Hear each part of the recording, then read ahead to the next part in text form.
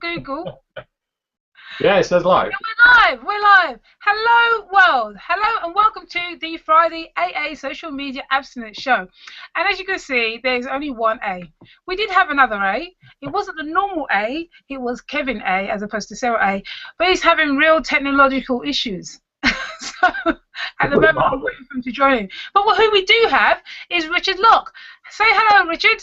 Hi, everybody. Richard is our guest today. He runs several companies, but he's here in his capacity as a speaking and presenting expert. And today, we're going to talk about all of you people who have embraced social media in terms of not being live, but the idea of actually being in a hangout or a, what do you call it, a webinar, or any kind of interaction where people can see you really is almost beyond comprehension in terms of fear factor. Well, this is where Kevin comes in, because not Kevin, Richard. Kevin's not here at all. This is where Richard comes in. Richard is all about speaking and presenting and managing nerves. So we're going to ask him a few questions about his business, how he got into it, how he uses social media, but then he's going to give us those gems. What is it that you need to do, you need to understand about yourself in order for you to be an amazing presenter like me? And was that Kevin? No, Kevin tried to join, but he's got to go. But we'll leave him. So Richard, say something before I carry on talking. Oh, well, what would you like me to say? So I'm Richard, speakingpresenting.com. I've been working in training development for 25 or more years. You start when you're 2? Wow. Oh, you see, I just love you already. Yeah, no, six. Okay. So we're doing it for a very long time, and also get involved in drama and playing bands and things occasionally. So I've always been involved in performance, probably since I was not quite 2, but certainly a long time. So it's quite nice when I get the chance to combine that with some of the more business-oriented activities, really. Oh, excellent. Kevin joined us twice and disappeared. So every time Kevin pops up, I'll announce it. Perhaps we should talk about dealing with interruptions. Yeah, dealing with interruptions. So, okay, I'm really good at this. I do scenarios because I love gameplay. Not gameplay, that's the sex. Okay. No, it's role play. That's it. Ah, okay. Well, you know, whatever works for you. Role play is what. Kevin, hiya. Hi, Ola. You alright? And you don't sound like a Dalek anymore. Oh my god. Hey. Well, I've hardwired my laptop now, so I should have quite good internet on it, hopefully. No.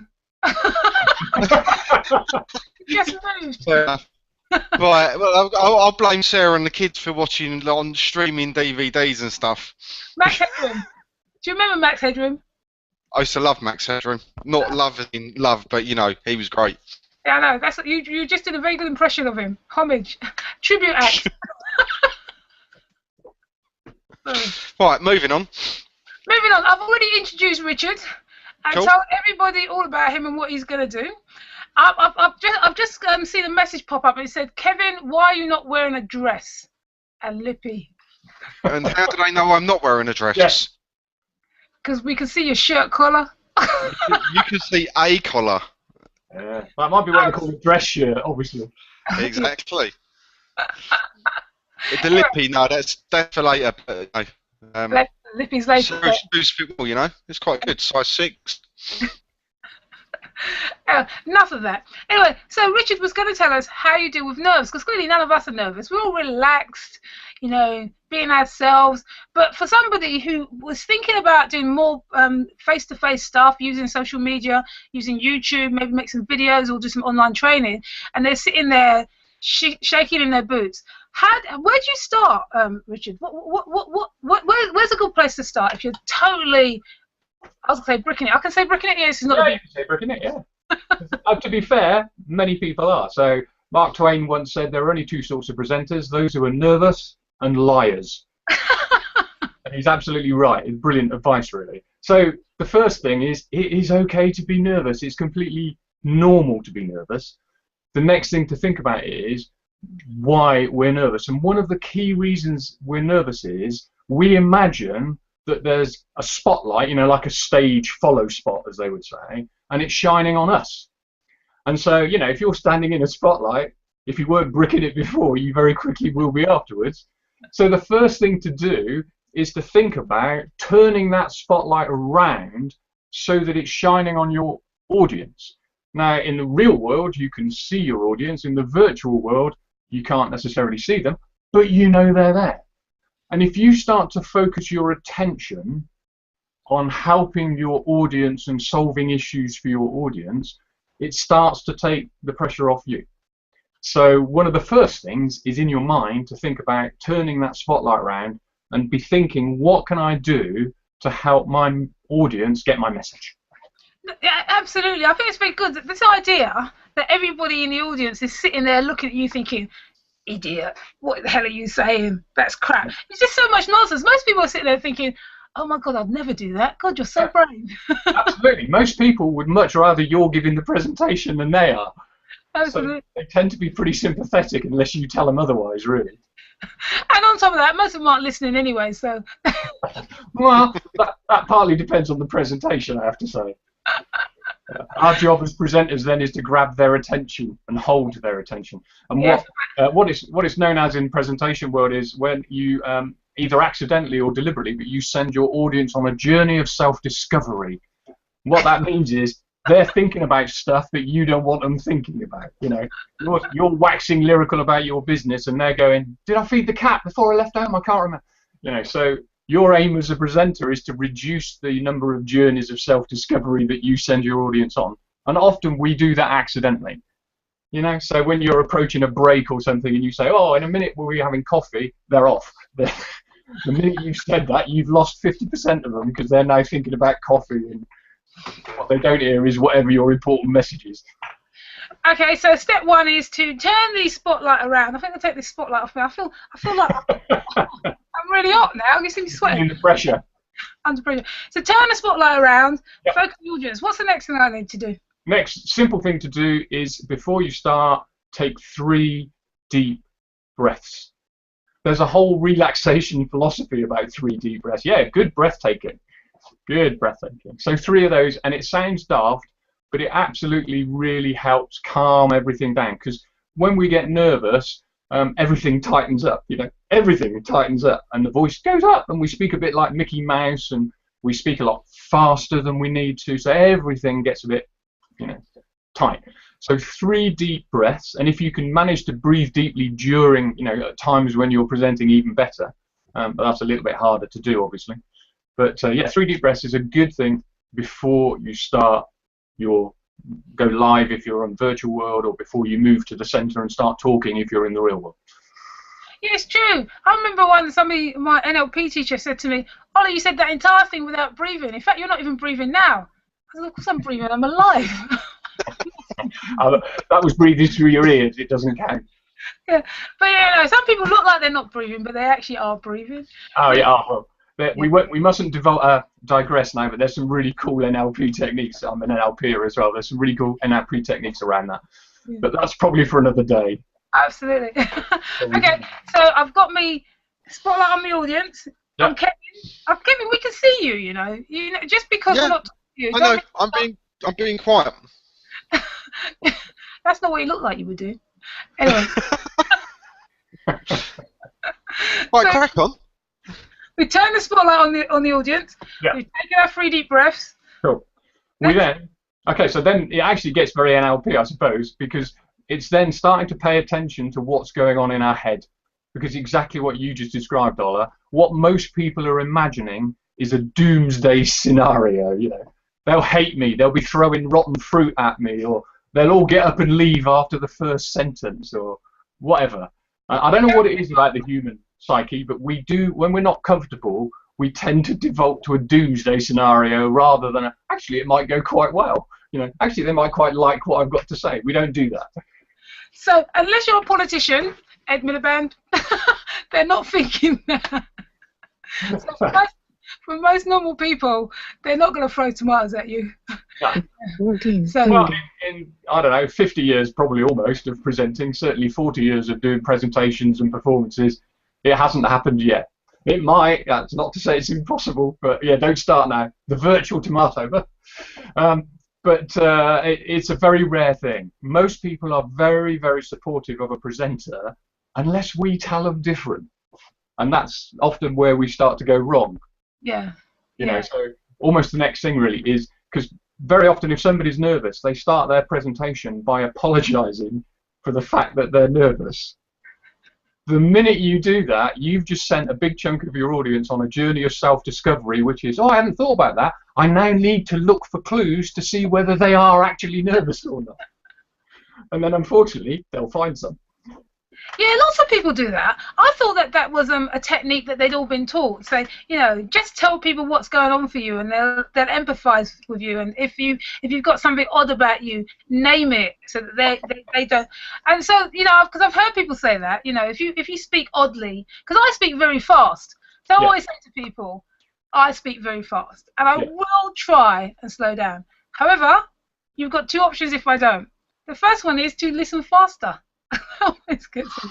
Well, yeah.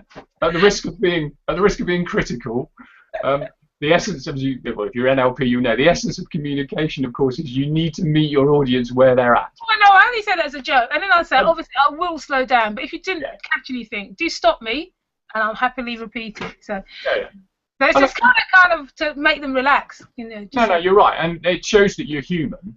I mean, I think you use the phrase, if you've got something odd, be a little bit careful now, because it depends on what it is. But if you do have something unusual that is going to be a distraction, that there's nothing you can do about that, then I think that's fair game to bring that up and you know, talk about it, and people will understand that.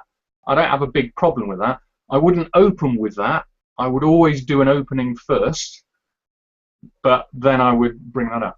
But if it's just about nerves or you know, you're not so confident, or it's a new presentation you've not done before, I would not draw the audience's attention. You know, if you went to the theatre in the West End or something, and you didn't know, and you happened to turn up and it was somebody's first night, and they walked on and started the play by saying, do you know what, I've not done this before, but I'm sure it'll go really well, you'd probably be quite disappointed. That'd be good, opening line. It would, wouldn't it? Yeah, it would certainly grab some attention. You'd get people to wake up, but then what you've done is you've programmed people to start looking for signs of nerve. Yeah. And that's the risk. Yes. Okay, so we've got that. So don't be your own nemesis. Would be the thing. You know, don't start by announcing your failure. Yeah. So what's next, Kevin? Kevin. He's slowly disappearing. Hello, Kevin. You're a co-presenter of this show. Remember? Ask a question. I've stopped talking. Okay, that doesn't work. You've muted your mic. It's muted. Ah. Oh, he's muted. He can't speak. He's going for the sign language presentation. Okay. All right. So we won't ask Kevin any questions because clearly he's not going to say anything. So we've got. Got 4 steps so far. This is a test of my memory. Turn the spotlight around. Number 1. Yeah. Number 2 was so you turn the spotlight around. I forgot number 2. What was number 2? 3 deep breaths. 3 deep breaths. 3 deep breaths. The third one was don't open with your failures. Yeah. And the 4th one is remember what you're thinking on the inside. So as you're preparing and getting ready to start talking, imagine it going well. Avoid the doomsday scenario, because that, you know, if you weren't scared, I'd be scared to death if every time I went on stage to present something, before I went on, I was running through the disaster movie of how that presentation is going to go. You know, that's a recipe for fear. Yes. Yeah. So forget the doomsday scenario. And is there another? Another common one is eye contact. Now, a little bit different in the real world and the virtual world, I guess. Mm-hmm. I mean, I'm finding with this, obviously I don't see me, I see you guys. But it's good to sometimes look at the camera and hold eye contact with the camera, because that's how you're communicating with your audience. Yeah, you don't need to move nearer necessarily. My camera's in an odd space, because my eye level's here and the camera's up there. Yeah, me too. And well, no, I've got it pretty much on eye level. But it's one of the challenges is when we're doing things like this live online, is that we tend to look at our screen, or we look down at notes that we've got on a desk or something.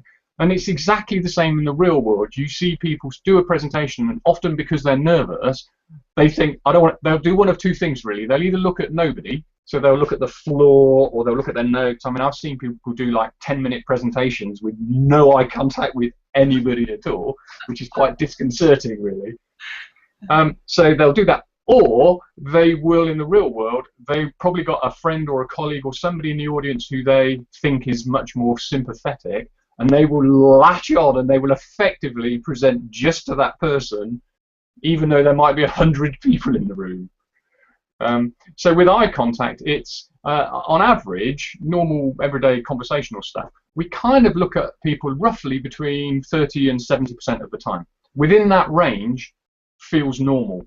Yeah. If you go too high, people think you've pinned a label on their back or something, you know. And if you go too low, they think you don't give a monkeys and you don't care about them. And it's kind of true when you're doing a presentation. You need to be at the higher end of that range. But and what you want to avoid, you see people who've been trained to get eye contact in the real world, because obviously with a camera it's slightly different. And you see them that become like a lighthouse, so they start at this side of the room and they talk and they rotate and they do this. And then like a typewriter, they zing back, and so you get this sort of backward and forward, and then we all get a bit seasick after a while. So hold eye contact with somebody where you're making a point, and then choose a different person in a random place, hold eye contact with them, and just it looks natural. It doesn't feel natural when you're doing it, but it is actually natural. So in the virtual world, since I've got no one here, so what do I do? So what would you suggest for a kind of like this? Because normally I just talk to like one person because I assume that everyone's going to be looking in their direction. That's the best bet, I think. With a camera, the best thing to do is assume you're talking to an individual, and actually, ironically, with a camera, the rules are slightly different. I mean, you can hold eye contact with a camera for long periods of time, and it seems completely normal. I hope it doesn't seem completely abnormal. In fact, the tolerances are less. If you're constantly looking away from the camera, it's a bit weird. Yes. I was watching a training video a few days ago, professionally done, where the presenter, I don't know whether they had two cameras and she was looking at the wrong one, but she was looking not at me, and it was really odd. For 3 or 4 minutes, I felt quite uncomfortable. And of course, what that does is that sends you off on that journey of self-discovery. All you're thinking about is, why is she doing that? What you're not doing is listening to what she's actually saying and getting her message, and that's always the purpose of a presentation. I have got one question to ask you. Yeah. I got a networking meeting, and there's this woman, and she comes in, she does presentation skills. And so her way of presenting is to be bigger than everybody. And so we have to do this. And obviously, she drives me nuts. I can't bear it. I couldn't listen to her. So what was your view on that? Yeah, well, it sort of depends. I would probably have to shoot her, but that's just me personally. Having said that, I get quite passionate and animated sometimes. Again, it's about authenticity, really. So if that person is naturally very animated, very big, you might still be annoyed by it, but at least it's their natural personality. But people make a big mistake when they think that in order to engage people, you have to get louder and you have to get bigger. It can work as a technique, but if you do the whole thing like that, exactly as you described, a good 50 or 60% of your audience are now on a journey of self-discovery, plotting your execution, basically. What they're not doing, again, is listening to your message. Yeah. So sometimes, you can actually get quieter, get smaller, and really pull an audience in. So it's variety, the spice of life, as they say, but variety is very important in a presentation. And you can actually, again, if you go back to NLP territory where you talk about visual people and auditory people and feelings, kinesthetic people, if you open up in a big, loud, brash way, you'll lose the kinesthetics for the rest of the presentation. They're mentally hiding under a chair, even if they haven't physically gone under the chair. So there's a you need to kind of build some rapport with your audience, and then if you get more passionate later, to a point, fair enough. You see in the real world, and again, it's a little bit like this. I was teasing you earlier, but it's a little bit like this in the real world, in the virtual world. In the real world, you see presenters who suddenly rush towards their audience, and if you're watching the audience, you see half of them go, "Whoa," like this, and step away. And a little bit like that in this world, because it's very easy to get, to suddenly, yeah, exactly. And it feels completely normal in an office, but if you're watching on a screen, it's like, whoa. It's the same principle, really. If you can be too big and too much going on, it forms a distraction. What is really critically important. And this isn't just about nerves. This is generally for presentation. What your audience is seeing, how they are hearing what you're saying, so the tone and the speed and the volume and all of those things, actually is statistically is actually much more important than what you're actually saying. Ironically, if you tried to get your message across with no words and no tone, just with gesture, it would be almost impossible. I mean, it's really, really hard. But the killer fact is this: if those two things aren't matching, so if what people are seeing and how they're hearing what you're saying doesn't match with your content, they'll go with what they're seeing and what they're hearing, not with what you're saying. Yeah, and absolutely. ironically, your message is what you're, is the content. Yes. Does that make sense? So Yeah, it's very easy it's to not over. confident. Yeah, people, if you do this is a great NLP one, isn't it? Yeah, I'm really happy. Yeah. So I'm so happy today. It's a great show. I can't wait to talk to you. And so, I've said I'm really happy. My words have just not matched my body language, the action. So they're going to go with action. I don't believe you. No, Yeah. absolutely, Yeah. that's exactly right. And the same thing with the eye contact. If you're not looking at people, generally they don't believe what you're saying because what they're seeing is contradicting your message. Yeah. I wanted to pick you up on that authenticity because I think that's a really, really big point when you were saying about being authentic, and just to hear your thoughts on that and what more you might want to say about authenticity.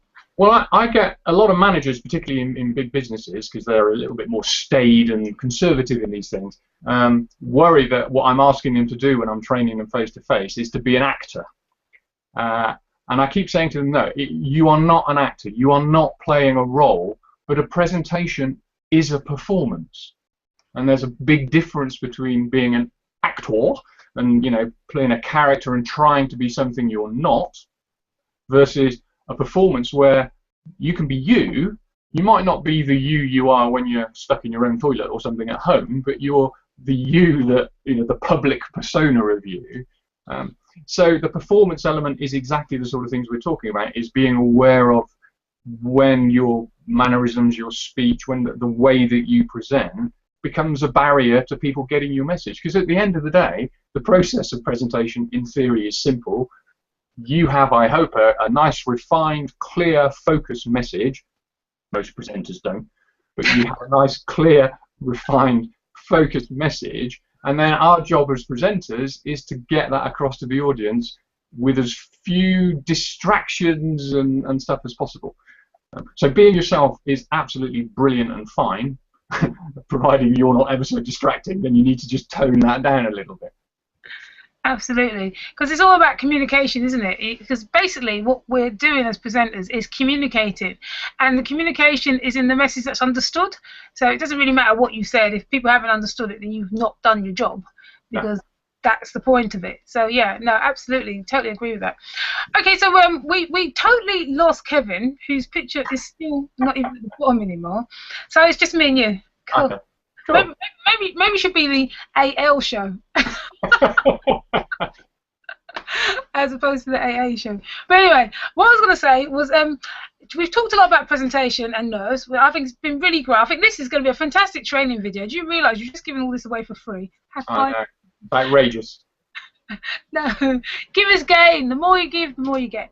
But what I was going to say is I just really wanted to talk to you also a bit more about your social media and how you use social media generally to promote your business, because as I said, this is the show for people who think social media is something they ought to be doing but don't really like. And I think it'd be really interesting to see, because we'll ask all our guests what exactly they do and how any tips they can pass on to the small business owner. Okay, well, for me, I mean, I've been involved in social media for quite a long time, a couple of years for me now. And in fact, that's how I first met Sarah, was through Warren Cass, and coming in to social media that way. So I met Sarah a couple of years ago. So I have a Facebook page for speakingandpresenting.com. I blog on my websites. I put that on there. I have Google Plus, obviously, which I've been a bit late coming to the Google Plus party, but I use that now. I'm just building a YouTube channel. I use a thing called Scoop It, which has been quite good. And I'm sort of for presentations, I'm a gold star or something on Scoop It, and it's a recommended channel. So that gets quite a lot of referrals to my website. And basically, if people don't know Scoop It, that's where you can just take elements off the web, either your elements or other people's elements, and build like a magazine, really. So it's a, I can't remember the word. I want to say collation, and it's not, but it's something like that. Curation. Thank you. It's a curation site. So, I mean, I have Twitter as well. What gets a little bit confusing is because I've had different brands, sometimes like my Twitter user is not a speaking or presenting user, it's a different user, so that gets a little bit confusing sometimes.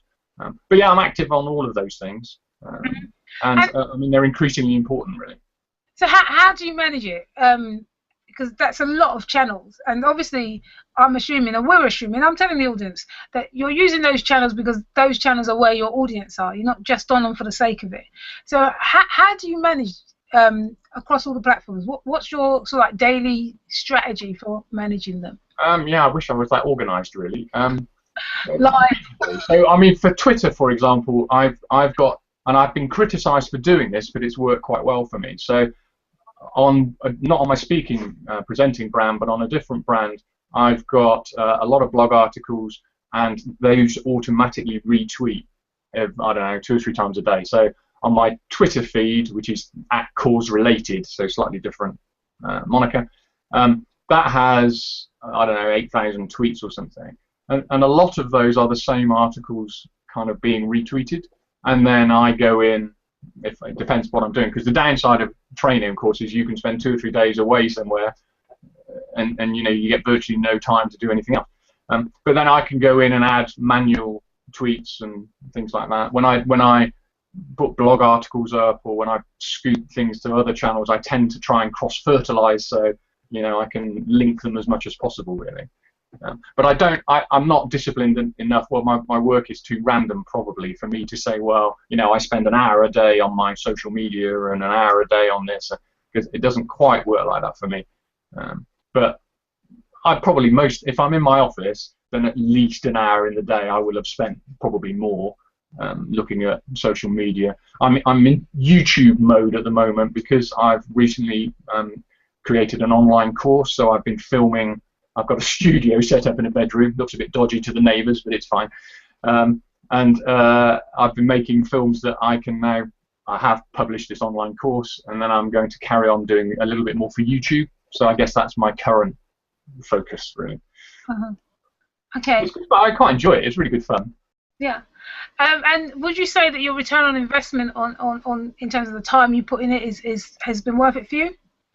Do you want to be honest? Yeah. Not even close. But that's partly because I had a very high learning curve. So it's probably taken me 18 months of that 2 years just to kind of be much more familiar with how it all works. And I've made all sorts of mistakes around, because the materials, I'm biased, but I think the material's very good, but the sort of mechanics behind the scenes of all the keywords and where to get links and all of these things, so the more SEO technical elements of it, and because I've been doing it mostly myself, that's been more challenging, really. So I've learned a lot, which is great, and it's starting to pay dividends now, I think. And I know I have got work as a result of doing it, but I've never correlated those exactly. I think for a lot of people, your experience is not unfamiliar, but I think a large part of it is the rapid change in nature of social media. So if you were on social media 5 years ago, it's completely different than it is today. And the people who were getting their results 5 years ago got them in a different environment. So it's not as easy to replicate them. There's so many more people on social media. There's just so much more noise out there. So there's much more to listen to, and much more channels to listen to it on. So given, if you think for yourself, well, I've only got so many hours in a day, I can't listen to everything. It's likely that your audience are going to be spread across the channels as well. So for me personally, I think social media is much more akin to life now. It's a great way to take distance and time out of your interactions, But at the end of the day, that's about all it's taking out of it. Everything else that you do in the real world, like get to know people, make friends on an individual one-on-one basis. If you're looking for a client, most people in the real world don't go out and yell at 50 people at the same time, come and be my client, come and be my client, and see if anyone responds. What you do in the real world is that you'd go and maybe investigate a company, find out all about them, what's their interest. You do your reconnaissance, and then send stuff that was specific to them, very useful to them, because you've done your reconnaissance. And social media is much more coming like that. And the advantage you've got is your reconnaissance is a lot easier, because these people are online. You can see what they're saying. You can investigate them. You can see their whole companies. Whereas in the real world, you might have to trot down to the library, get a load of magazines, read all their thing. But it's the same process. And I think what's business world is waking up to is that social media isn't a fast fix. Yeah. And we are going to be using it. It's not going anywhere. It's really going to be a great tool. But the days of magic where, you just got online and suddenly you had 50,000 followers who were eager to hear what you said all the time is not what most small businesses are going to experience. We're going to need to be much more savvy about it and have a small and local approach to social media, which will work for us, but not in the sense that we're aiming to be global superstars reaching out to people who are never going to be our customers.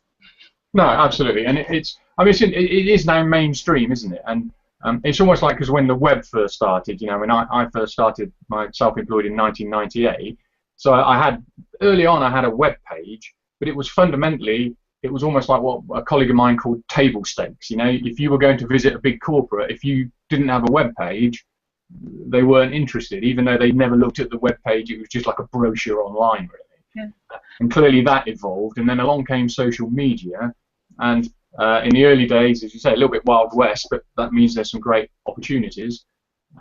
It's now much, much more accepted, and I think all these worlds are gradually merging. So we were talking before we went live, and I think a lot of corporate training and even individual training is slowly moving online, or there are a lot more opportunities for that sort of thing. Now, we can debate the learning value of some of that, but it's another vehicle, and they're all merging much closer together. So if you when I look back in nearly 17 years of self-employment, pretty much all of my business has been via referral. And in the old days, that was a long process, whereas now, of course, referral can be really fast. Yes, yeah. And global, and that's one of the benefits, certainly to me. And I know what the work I have got through my social media, I probably undersold it a little. So work I have got through my social media stuff may not actually have arrived to me directly via social media, but it was generated via social media activity. Yes. Now, somebody's told somebody something, referred somebody, and then eventually they've contacted me and said, so it's definitely a much more connected, I think, now. Excellent.